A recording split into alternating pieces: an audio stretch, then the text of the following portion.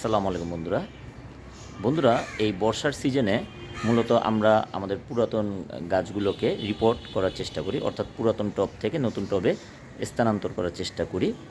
তো এর কিছু খুব ভালো মানের কিছু নিয়মকানুন, কিছু টিপস রয়েছে, যেগুলো ফলো করলে আশা করি আপনারা ভবিষ্যতের একটি খুব ভালো মানের গাছ পাবেন ইনশাল্লাহ।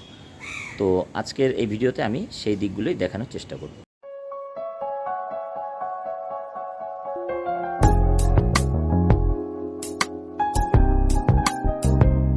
তো এখন আমি যে গাছটি রিপোর্ট করব সেটি হচ্ছে একটি বাসক গাছ। এই যে আপনারা দেখতে পাচ্ছেন, এই গাছের মাটিগুলোকে আমি চারপাশ থেকে আলতো হাতে সরিয়ে রেখেছি। এখন আরও কিছু মাটি আপনাদেরকে দেখানোর জন্য আমি সরিয়ে রাখব। ঠিক এভাবে মাটিগুলো চারপাশ থেকে সরালে গাছের গোড়াটি টপ থেকে যথেষ্ট আলাদা হয়ে যায়। খেয়াল রাখবেন গাছের গোড়া যাতে খুব কম ক্ষতিগ্রস্ত হয়। আচ্ছা, যে টবে আপনারা রিপোর্ট করবেন সেই টবের নিচে যে ছিদ্র বা হোলগুলো থাকে সেটার উপরে খোলামকুচি দিয়ে ঢেকে দিতে হয়। আমার কাছে বড় চারা না থাকায় আমি জাস্ট ছোটো চারার টুকরো দিয়ে আপনাদেরকে বোঝানোর সুবিধার্থে জিনিসটি দেওয়ার চেষ্টা করছি।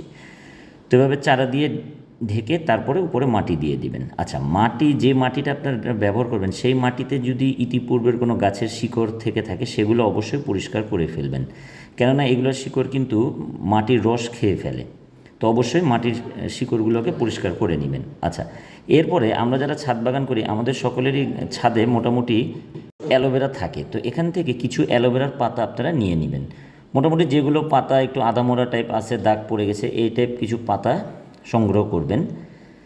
এই অ্যালোভেরার যে পাতার রসগুলো তা কিন্তু আপনাদের যে গাছটা রিপোর্ট করবেন সেই গাছটা রিপোর্টিং করার সময় যে ভয়টা পেয়ে যায় বা গোড়ায় যে একটা আঘাত লাগে সেই আঘাতগুলোকে খুব দ্রুত রিকভার করে।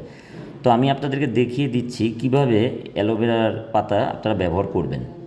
অ্যালোভেরার পাতাগুলোকে যতটুক সম্ভব খুব ছোট ছোট করে কাটার চেষ্টা করবেন। যতটুক সম্ভব ছোট করা যায় সেটাকে ছোট করার চেষ্টা করবেন।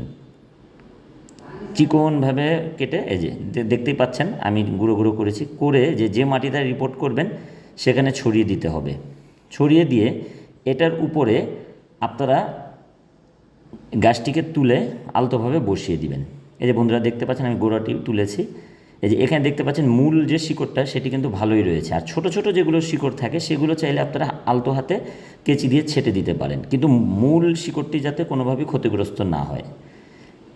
তো বন্ধুরা, এভাবে আমরা এটাকে এই যে অ্যালোভেরা দেওয়া মাটির উপরে বসিয়ে দিলাম। এরপরে চারপাশে যে পুরাতন টবের কিছু মাটি হালকাভাবে দিয়ে দিলাম, কেননা সেই মাটির সাথে এই গাছের একটা পরিচয় রয়েছে। আচ্ছা, এরপরে শুকনো গোবর, পুরাতন শুকনো গোবর কিছুটা ছিটিয়ে দিতে পারেন চারপাশে, এগুলো গাছের খাবার হিসাবে ব্যবহার হবে। এভাবে আলতো হাতে কিছু শুকনো গোবর ছিটিয়ে দিতে পারেন, সেটা অবশ্যই পুরাতন গোবর হতে হবে। এর উপরে আবার মাটির স্তর দিয়ে দিতে পারেন। আচ্ছা, রিপোর্ট করার সময় অনেক সময় মাটিতে এরকম কেঁচো দেখতে পেতে পারেন। তো এই কেঁচোগুলো কিন্তু ফেলবেন না। এই কেঁচোগুলো মাটিতে অক্সিজেন সরবরাহের জন্য খুব ভালো একটি কাজ করে। এটি একটি প্রাকৃতিকভাবে আল্লাহর দান, যা মাটিকে অক্সিজেন সরবরাহ দিয়ে থাকে। তো এভাবে মাটি দিয়ে ভরাট করে হাত দিয়ে চেপে চেপে দিয়ে দিবেন, কেননা যখন আপনি পরবর্তীতে পানি প্রয়োগ করবেন ধীরে ধীরে মাটি কিন্তু নেমে যাবে। তো তাই আপনারা যতটুকু সম্ভব মাটি চেপে চেপে দিবেন এবং উপরে সামান্য একটু ফাঁকা রেখে দিবেন যাতে বাতাস উপরে চলাচল করতে পারে।